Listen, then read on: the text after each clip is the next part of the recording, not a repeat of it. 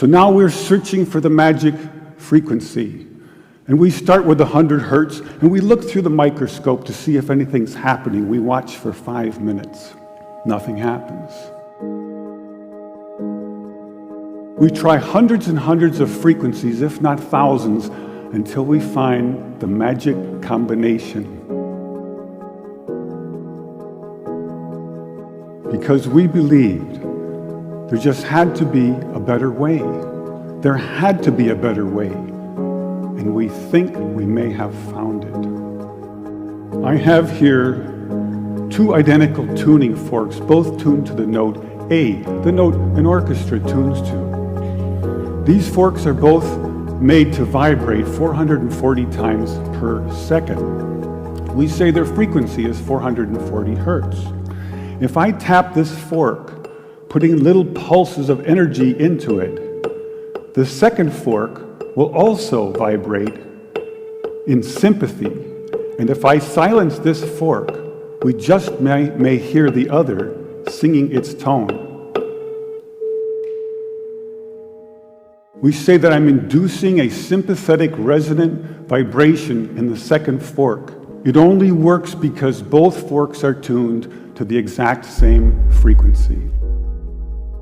Now, many of us have seen this very charming young man on the internet who shatters crystal glasses with his powerful voice. But if you watch him carefully, you'll see that first he taps the glass with his finger and listens. The glass sings its natural resonant pitch. Then he takes a deep breath and sings a loud, long note. He induces a resonant vibration in the crystal glass. The vibration grows larger and larger and larger until the glass is shattered. On the other end of the scale, we have a giant bridge made out of concrete and steel, a suspension bridge, the Tacoma Narrows Bridge. Cars and trucks and buses are going over it every day. And unfortunately, where they built this bridge, there was a steady wind blowing across it.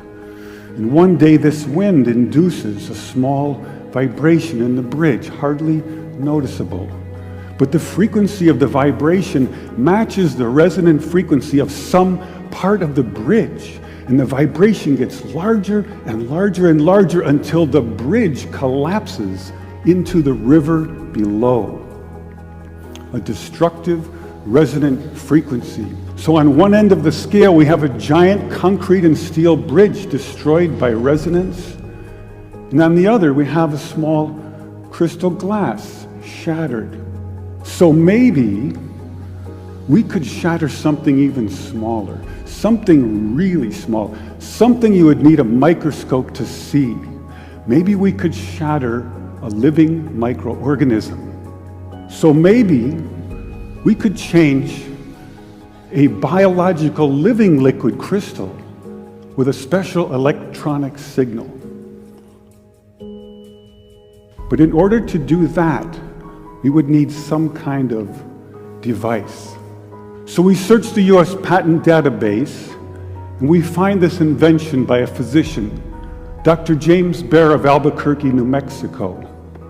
It's called a resonant frequency therapy device, and its purpose is to induce a resonant vibration in a living organism or cell. If I put in, say, 100 hertz, out will come 100 pulses per second. If I put in 200 hertz, we'll get 200 pulses. So now we're searching for the magic frequency. And we start with 100 hertz, and we look through the microscope to see if anything's happening. We watch for 5 minutes. Nothing happens. So we try 101 hertz. We look through the scope for 5 minutes, and nothing happens.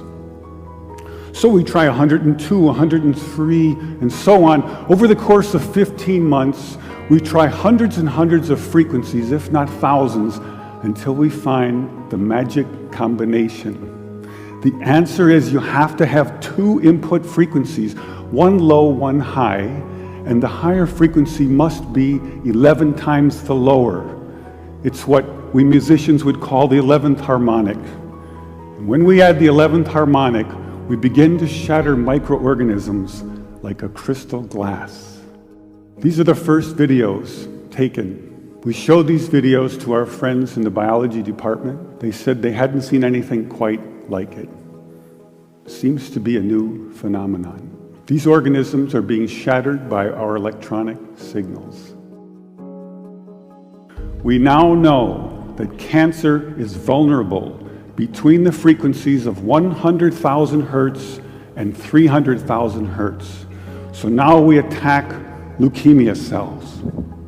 Leukemia cell number 1 tries to grow a copy of itself, but the new cell is shattered into dozens of fragments and scattered across the slide.